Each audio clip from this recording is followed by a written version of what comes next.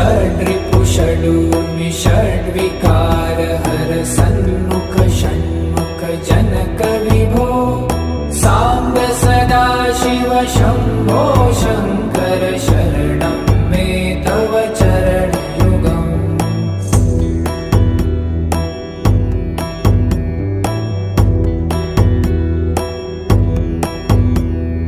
सत्यं ज्ञानमनन्तं ब्रह्मे ते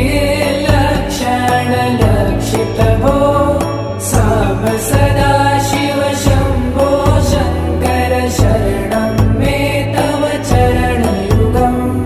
हा हा हो मुखसुरगायक